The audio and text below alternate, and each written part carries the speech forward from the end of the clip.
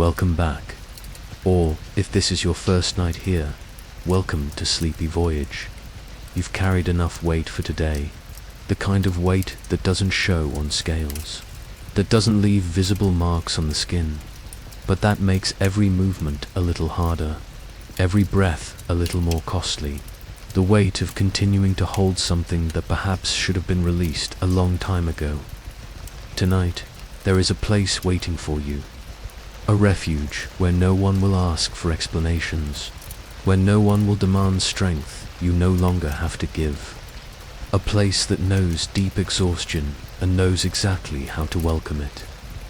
Before we begin our journey to the hotel letting go, I invite you to subscribe to the channel. By doing so, you ensure this refuge will always be here waiting for you on nights when carrion becomes too heavy.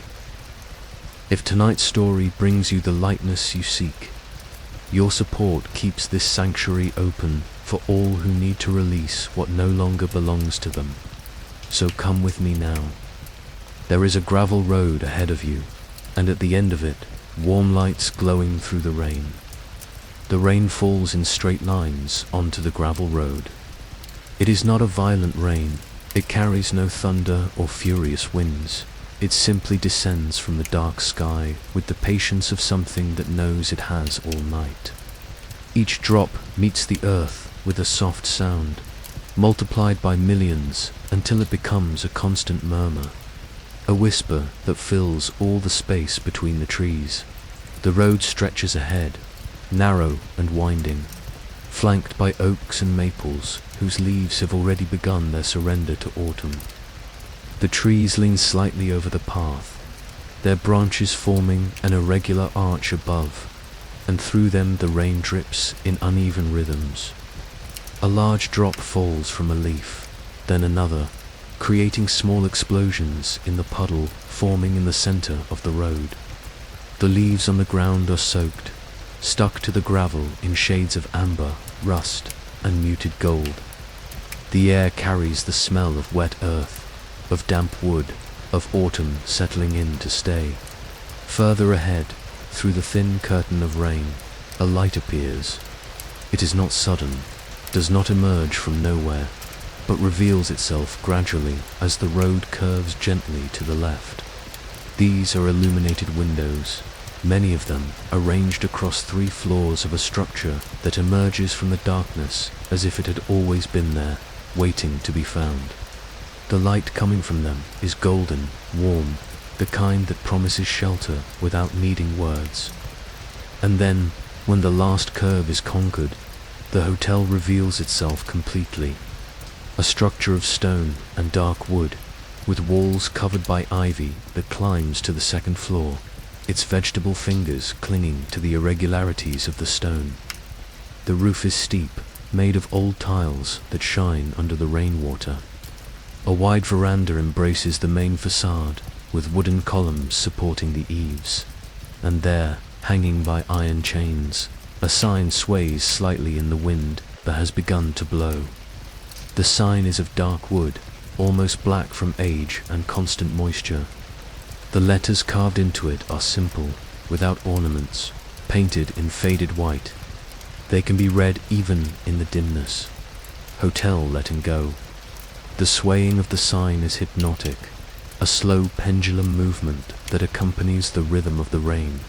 Forward, backward, like breathing.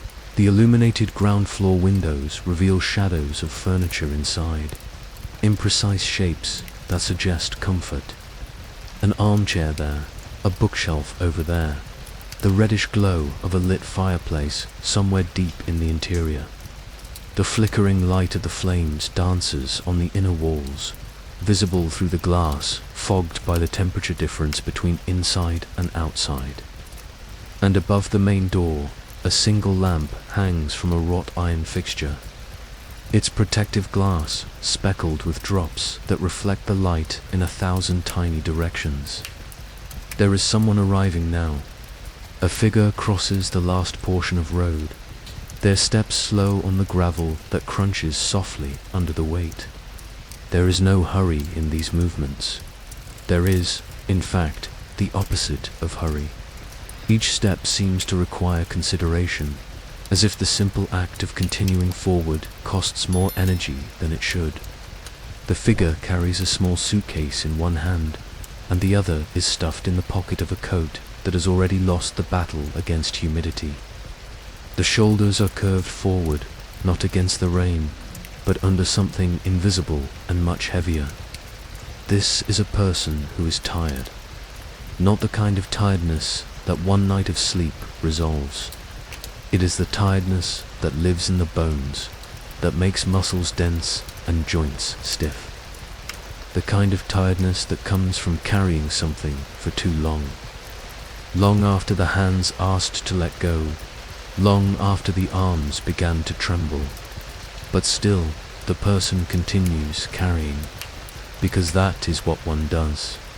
Because letting go seems impossible, or wrong, or too frightening to consider.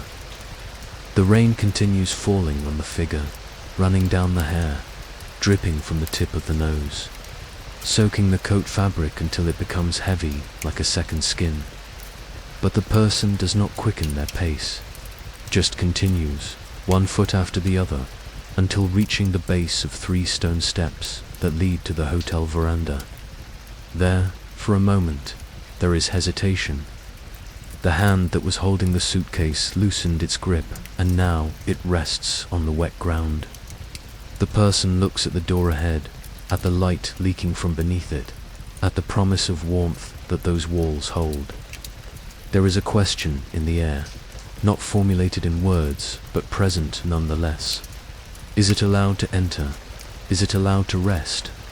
Is it allowed, finally, to put everything down? The door opens before the question can be answered. It was not pushed from inside. There is no one on the other side holding the handle. It simply opens, slowly, invitingly, as if the house knew there was someone needing to enter. The golden light from the interior spills through the opening, forming a luminous rectangle on the wet steps.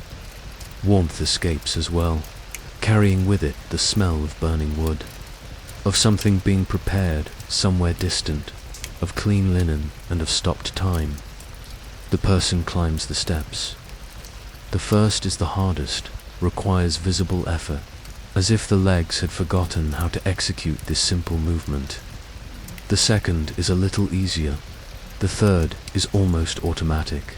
And then the veranda is underfoot, protected by the eaves above. And for the first time since the journey began, the rain is not falling directly on this person's head. The difference is immediate. It is not just the absence of falling water, but something deeper. The veranda seems to hold a different kind of air, denser, calmer. The sounds here are muffled. The rain can still be heard, of course, but now it is a background, a constant but not invasive presence. The creaking of the wooden boards underfoot has a comforting tone, the sound of solid structure, a foundation that will not give way. The person crosses the veranda in 4 steps and stops before the open door.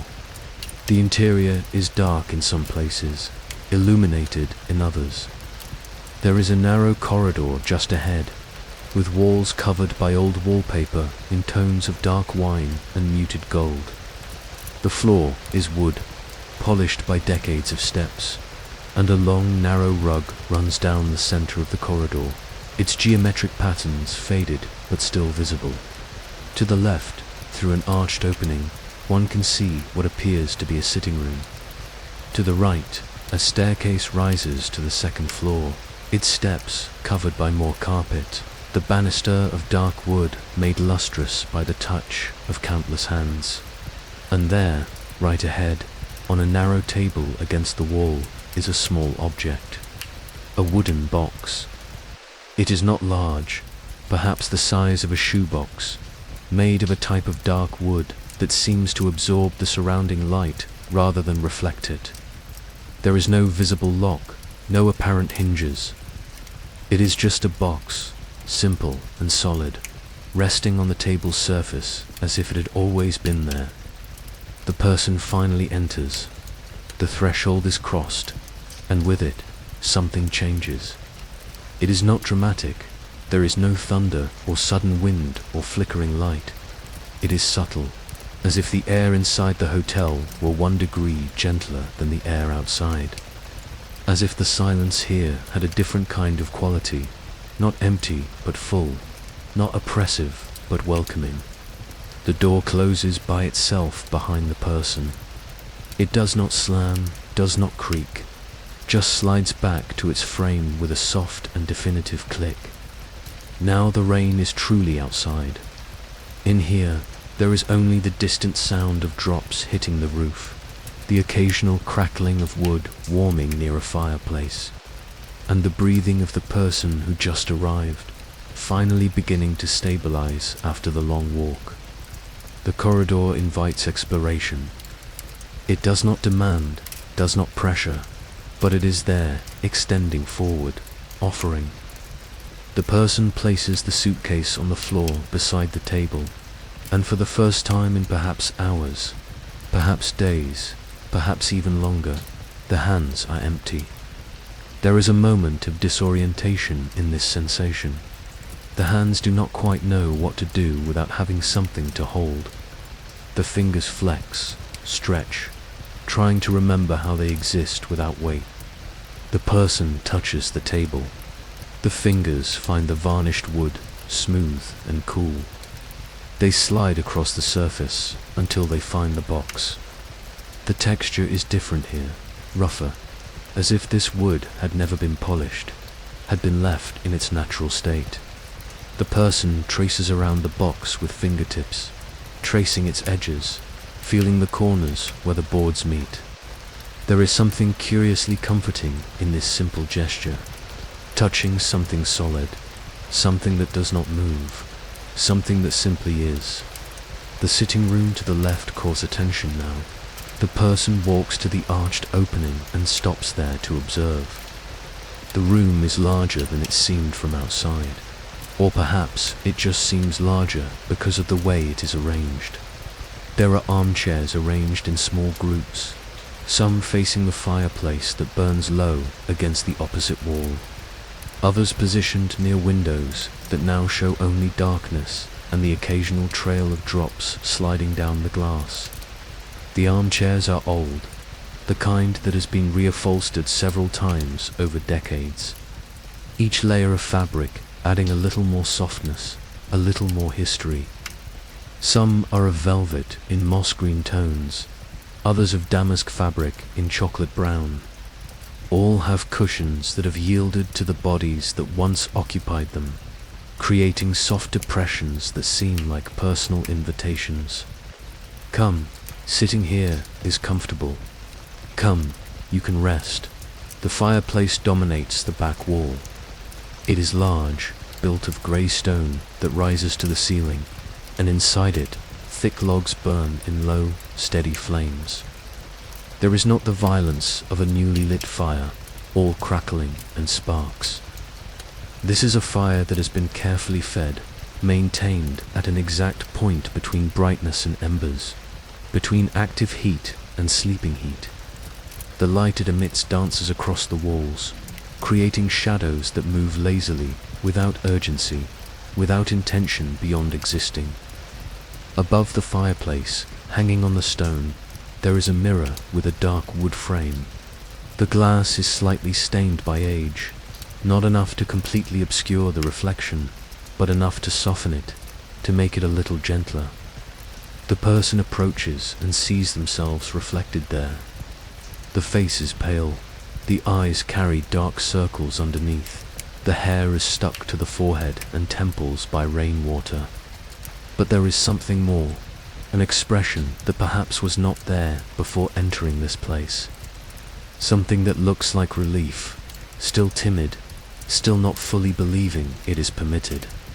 The warmth from the fireplace reaches the skin now, not all at once, not like a wave, but gradually infiltrating through the wet clothing, warming one layer at a time.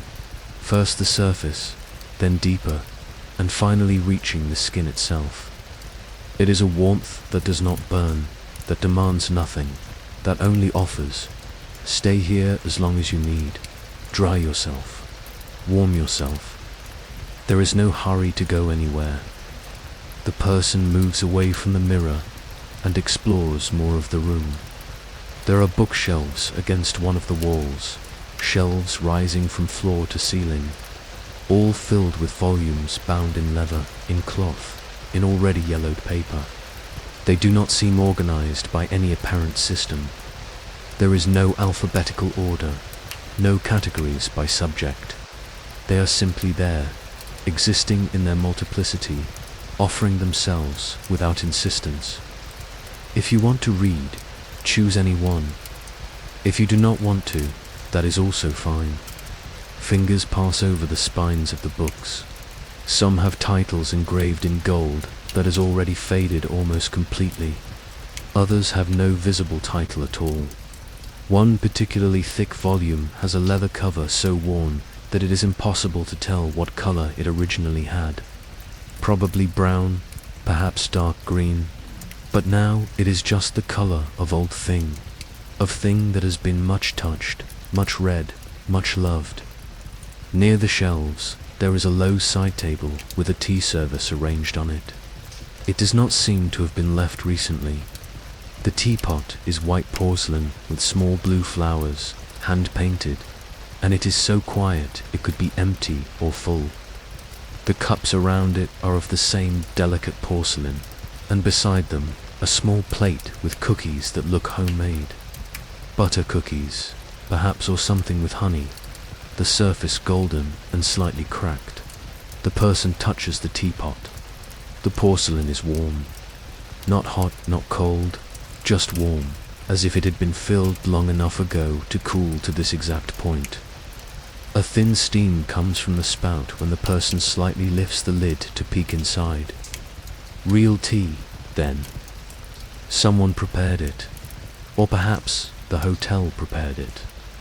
Here, the distinction does not seem to matter much. A cup is filled.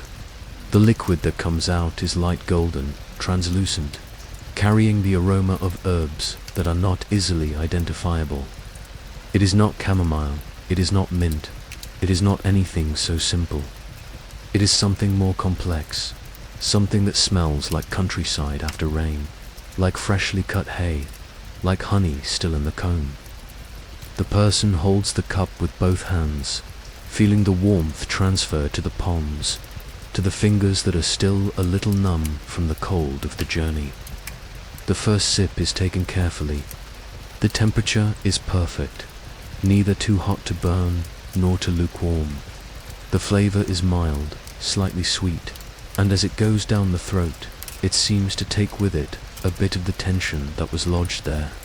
Not all of it, not at once, but a little. Enough so that the next sip is a little easier, and the next easier still. The person moves to one of the armchairs near the fireplace and sits. Does not collapse, does not throw themselves, but sits carefully, like someone who is not sure if the furniture will support not just the physical weight, but the weight of everything else being carried. But the armchair accepts. Of course it accepts. It was made for this. The upholstery yields in the right amount, offering support where it is needed, softness where it is possible. The arms of the armchair are wide enough to rest elbows, and in the backrest, there is a give that allows resting the head without effort. Sitting like this, with the cup of tea in hand, the person can finally stop. Not just physically, but in a deeper way. Can stop calculating next steps, stop anticipating next demands, stop maintaining the constant vigilance that has become second nature. Here, nothing is being asked, nothing is being demanded. The only expectation is simply to be. The fire in the fireplace continues its slow dance. The flames lick the side of the logs, blue at the base, orange in the middle, yellow at the tips. There are moments when they seem almost static, frozen in a single movement, and then, suddenly, a spark jumps. A tongue of fire extends a little higher, and everything moves again. But even the movement is slow here. Everything has its own time, and this time is not being measured by clocks. The rain outside has changed tone. It is no longer falling in straight lines. Now there is wind mixed with it, and the drops hit the windows in irregular bursts. Tap, tap, tap, tap. Pause. Tap, tap, tap. Long pause. Tap, tap, tap, tap, tap, tap. It is a rhythm without pattern, but somehow this makes it even more comforting. It is nature being nature, without trying to impress anyone, without trying to be anything other than what it is.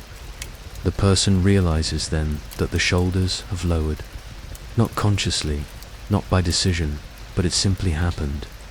The tension that kept them raised, that pulled them forward, that left them hard as stone, simply began to dissolve. Not all, not yet, but enough for it to be noticeable. Enough for breathing to be a little easier.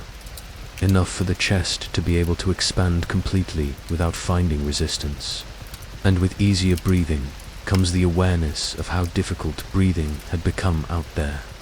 Not physically, the lungs always worked fine, but breathing in the broader sense, existing without constant pressure, being without having to justify that being, the feeling that each moment did not need to be productive, did not need to result in something, did not need to prove anything to anyone.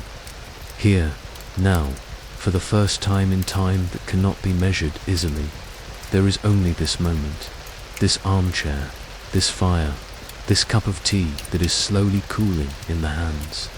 And this is enough. Somehow, miraculously, this is enough. The cup is finished in small spaced sips. When the last drop is consumed, the person places the empty cup on the side table next to the armchair. There is a saucer there that seems to have been placed exactly for this purpose. Porcelain touches porcelain with a soft, crystalline sound that is lost almost immediately in the continuous whisper of the rain. The person looks around the room again, but this time with different eyes. In the first observation, it was the look of someone who had just arrived, still processing the new environment, still deciding whether it was safe to trust what was being seen. Now, it is the look of someone who has begun to believe that perhaps, just perhaps, this place is real, that perhaps it will not disappear if blinked at, will not reveal itself to be a cruel illusion when tested. There are other objects in the room that had not been noticed before. A wicker basket in the corner, full of folded blankets in soft colors. A small standing clock on the console against the wall, its hands permanently stopped at some time that could be 3:15 or 9:45. Hard to tell in the dimness. A potted plant near the window, its thin branches extending toward the glass even though there is no light coming from outside now. Each object seems to have its own silent history. The basket was woven by hands that knew the craft. The clock marked time in some house, before this one, witnessed mornings and nights of people who were no longer here. The plant grew slowly, cell by cell, responding to something inside it that insisted on continuing, on expanding, on reaching. And all these objects, with their silent histories, exist here without demanding attention. They do not shout to be noticed. They do not compete for importance. They just are, occupying their spaces, fulfilling their functions or not, being sufficiently themselves. There is something deeply liberating in this, in the idea that existing can be this simple, without needing to prove value, without needing to justify space, just being, and that being enough. The person rises from the armchair, not because they need to go somewhere, but because the body asked for movement. The legs were beginning to go numb, and there is a subtle desire to explore more, to see what else this place holds. The muscles protest slightly as they stretch after so long still, but it is a gentle protest, not painful, just the body remembering it exists. The staircase that rises to the second floor becomes visible upon leaving the sitting room. It invites without pressuring. If you want to go up, you can. If you prefer to stay on the ground floor, you can also. There is no wrong choice here. The person walks to the base of the staircase and places a hand on the banister. The wood is polished by time and touch, smooth under the palm. It is comforting, this evidence that other people have already climbed these steps, already held this banister, already made this journey upward. One is not alone in this, even though now one seems to be alone in the hotel. The first step creaks softly under the weight. It is not a creak of alarm, of failing structure, but rather the characteristic sound of old wood conversing with the weight pressing it. The second step is silent. The third creaks also, but in a different tone, lower. It is like climbing a musical instrument, each note different, but all belonging to the same scale. The second floor reveals itself gradually. First, just the top of the steps and a corridor extending in both directions. Then, as more steps are conquered, doors begin to appear. Doors of dark wood, all closed, each with a small, polished brass number affixed at eye level. The person reaches the top of the staircase and stops there, looking at the options. How many doors are there? 4 on each side of the corridor, perhaps 5. It is difficult to count in the dim light coming from the sconces fixed on the walls at regular intervals. The sconces are of frosted glass in tulip shape, and inside them filament bulbs glow in amber tone, creating circles of soft light that barely touch, leaving small islands of dimness between them. Which door to choose? Is there any difference between them? The person walks slowly down the corridor, observing each door. All seem identical at first glance. Same wood, same height, same brass numbers. But then, paying more careful attention, small differences emerge. This door here has a knot in the wood that looks like an eye. That one there has the number slightly crooked, as if it had been affixed in a hurry or had come partially loose and been replaced. A third has fine scratches near the handle, as if a pet had repeatedly asked for entry. The person stops before a specific door. There is no logical reason for the choice. This door is not different from the others in any significant aspect. But something in it, or about it, or through it, calls. A silent invitation. This room is yours, if you want it. The hand finds the handle. It is brass like the numbers, cold to the initial touch, but warming quickly under the palm. There is a small hesitation. On the other side of this door is a space that will be, at least for tonight, private. A place of one's own. The responsibility of that, small as it is, still weighs. But then the handle is turned, and the decision is made. The room is small, but not claustrophobic. A single bed is against the wall on the right, covered by white sheets and a thick comforter in deep blue tone. Pillows are stacked against the headboard, their cotton covers shining softly in the light coming from the opposite window. Yes, there is a window, and through it, the rain can still be seen falling, illuminated by the dim light escaping from the room. There is a small writing desk against the wall opposite the bed. On it, a reading lamp with green shade, a stack of blank paper, and a simple black ink pen. Nothing more. There are no unnecessary decorations, no paintings trying to add personality, no objects without clear function. It is a space that knows exactly what it is, and does not try to be more. The person enters and closes the door behind them. The sound of the latch fitting in is final but not frightening. It is the sound of space being reclaimed, of privacy being established. of a small territory being demarcated within the larger world. The wet coat is finally removed. It comes off with difficulty, the fabric stuck to the skin by water, but eventually yields. It is hung on the hook behind the door, where it will begin its slow process of drying. The underclothes are also damp, but not wet enough to require immediate removal. They can wait. For now, just removing the weight of the coat is already enough. The person approaches the window and looks outside. The forest around the hotel is just a dark mass, trees impossible to distinguish individually in the moonless night. But the rain can be seen, illuminated by the light from the room, descending in silver lines that cross and interweave like webs being woven in the air. And beyond the rain, beyond the darkness of the forest, there is nothing. No other light. No sign of civilization. Just this hotel, this island of light and warmth in the middle of the wet and dark void. And there is, surprisingly, comfort in this. In the idea of being so separated from the rest of the world, so impossible to reach. Here, no one can make demands. No one can extend a hand and pull, demanding more than has already been given. Here, there is finally permission to stop responding, to stop being available, to stop carrying the weight of others' expectations. The person moves away from the window and sits on the edge of the bed. The mattress yields, softly, softer than it seemed from far away. The springs do not creak.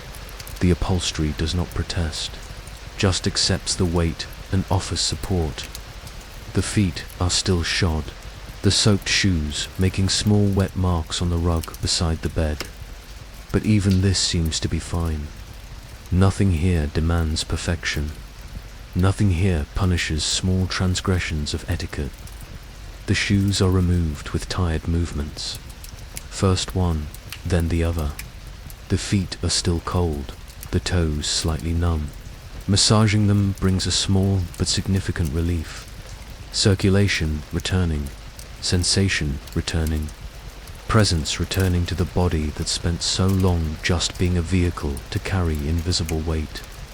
And it is then, sitting on the edge of the bed in a small room in an isolated hotel under constant rain, that the person finally allows the thought that has been avoided since the journey began. I am so tired. It is not a complaint. It is not self-pity. It is just the truth, simple and naked. The admission of something that has been denied for too long.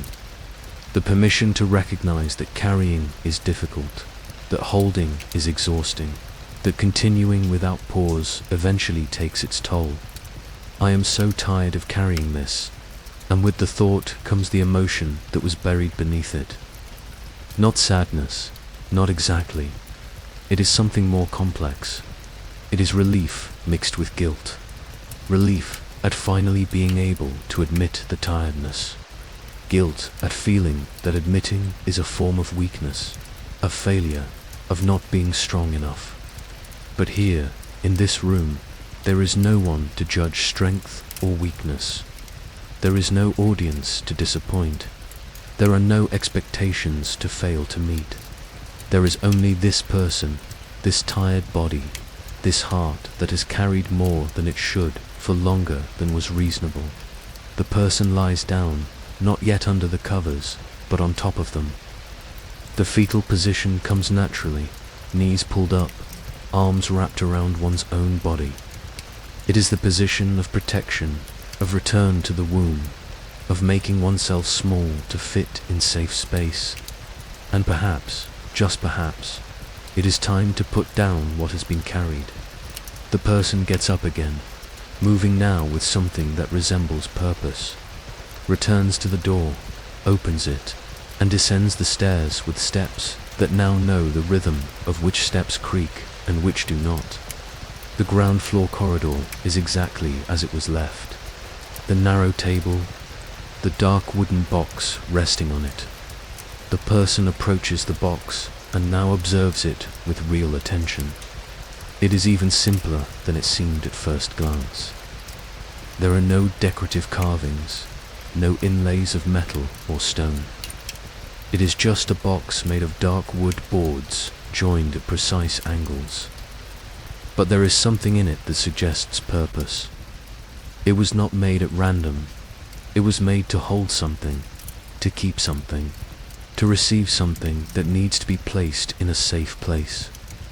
Beside the box, the stack of blank paper that the person had not noticed before, and the pen, simple, functional. No explanation is needed. The meaning is clear through the very arrangement of the objects. Write, put it on paper, and then put the paper in the box. The person picks up the pen, feels the weight of it in hand, picks up a sheet of paper, feels the slightly rough texture under the fingers, and then, standing there in the corridor, under the dim light from the nearest sconce, begins to write. The first words are the hardest. How to name what has been carried. How to give form in language to weight that has no physical form. But then the pen begins to move, and the words come. Not in eloquent sentences, not in carefully crafted prose. Just words, simple and raw truths. I am tired of trying to be strong when I do not feel strong. The pen continues. I am tired of pretending everything is fine when it is not, and continues. I am tired of carrying guilt that is not mine to carry. The words flow faster now, the hand barely able to keep up with thoughts that have finally found permission to exist. It is not a coherent list. It does not follow logical order. It is just a pouring out of everything that has been kept, repressed, denied. I am tired of not being enough, no matter how hard I try. I am tired of apologizing for taking up space. I am tired of thinking that resting is selfishness. The page fills. The person takes another sheet and continues, and then another. The act of writing becomes almost mechanical now, the hand executing automatic movements while the mind finally empties what has been stored for so long. And then, eventually, the words stop. Not because there is more to say, necessarily, but because what needed to be said has been said. The essential has been captured. The weight has been transferred from body, from mind, from heart to paper. The person looks at the sheets now, covered with their own handwriting. 3 pages. 3 pages of truths that were never said aloud, of admissions that were never made, of weights that were never shared. And now they exist outside of them, have physical form, occupy space in the real world. The box waits. The person folds the pages carefully. It does not need to be perfect. The folds do not need to align exactly, but there is care in the gesture nonetheless. It is a ritual, one realizes now. A deliberate act of surrender. It is not throwing away. It is not discarding. It is placing in a safe place something that can no longer be carried but still deserves respect. The folded pages are held over the box. There is a moment of hesitation. One last chance to back away, to decide that no, not yet, maybe never. But then the decision is made. The pages are placed in the box, and something happens. The wood beneath the pages begins to glow. It is not an external light. There is no lamp hidden inside the box. The light comes from the wood itself, from within it, as if the fibers had absorbed sunlight for decades and now decided to release it all at once. It is golden, warm, pulsing like a beating heart. The person steps back, watching. The pages on the glowing wood begin to disintegrate. They do not burn, do not produce smoke or ashes. They simply come apart, their fibers separating, their words dissolving, everything being absorbed by the golden light until nothing visible remains. Only the light, pulsing 3 times, 4, 5, and then gradually diminishing until the wood returns to being just dark and silent wood. The box is empty again. as if there had never been anything in it, as if the pages had never existed, as if the weight had never been real. And the person, still standing before the table, realizes something. Their shoulders are completely lowered now. There is no tension whatsoever in them. Their arms hang loose at the sides of the body, hands open and empty. Their chest is light, breathing flows without effort, without finding resistance anywhere.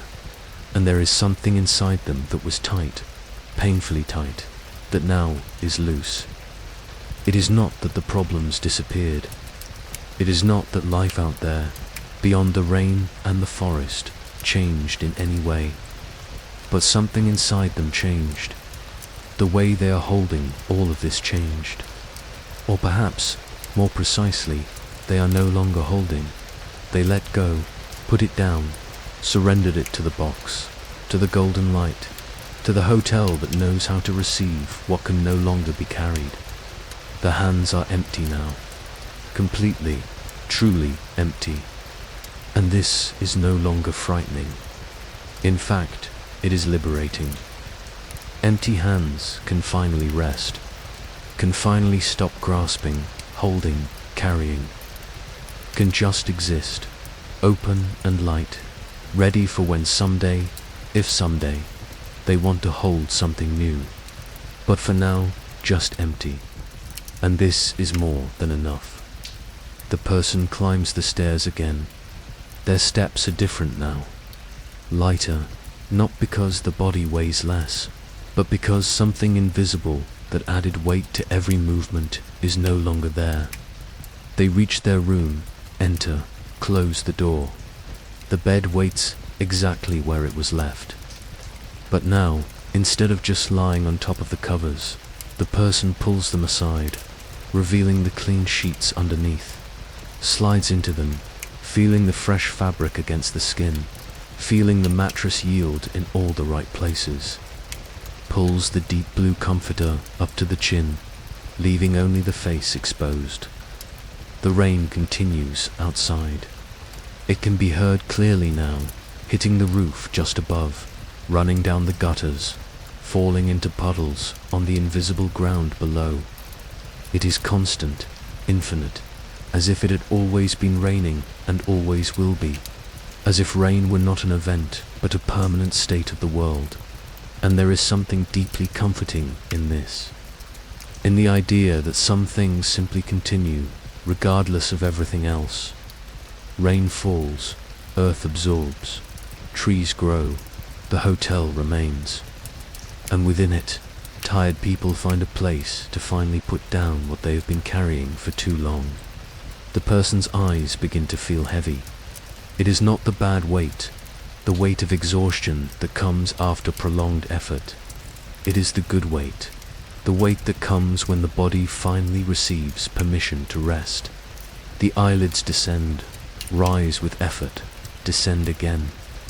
The last thing the person sees before sleep completely claims them is the window, the rain descending in silver lines against the darkness, and beyond it, invisible but present, the forest, and beyond the forest, also invisible but present, the gravel road, and at the beginning of the road, the sign swaying slightly, hotel letting go. Sleep comes gently, gradually, inevitably. It is not a fight, it is not resistance, it is just surrender. The body relaxes completely, the muscles release the vigilance they had maintained for so long. The mind finally allows thoughts to dissolve into nothing. And on the ground floor, in the corridor, the wooden box rests on the table. Empty now, but not for long. It will wait, that is what it exists for. To receive what can no longer be carried. To transmute weight into light. To make disappear what needs to disappear so that the one who is carrying can finally be light. The rain continues. The night deepens. The hotel breathes in its sleep. Wood crackling softly. Stone holding warmth. Closed doors protecting those who sleep within. And in the sitting room fireplace, the fire continues burning. Low now, reduced to embers that glow red-orange in the darkness, but still burning, still offering warmth, still keeping the promise that was made when the first flames were lit. You can rest here, you can let go here, you can be light here, and outside, indifferent to all of this, the rain falls, patient, constant, eternal, until the first light of dawn, still hours, distant, begins its slow climb through the forest, until the world wakes again, until it is time to leave, if leaving is what one chooses to do. But for now, there is only this: deep sleep, empty hands, weight released, and the rain, always the rain, washing everything, renewing everything, promising that tomorrow, if necessary, one can return. The road will be there, the hotel will be there, the box will be waiting, always waiting, for when carrying becomes too heavy, for when letting go becomes the only thing left to do. And then, finally, peace.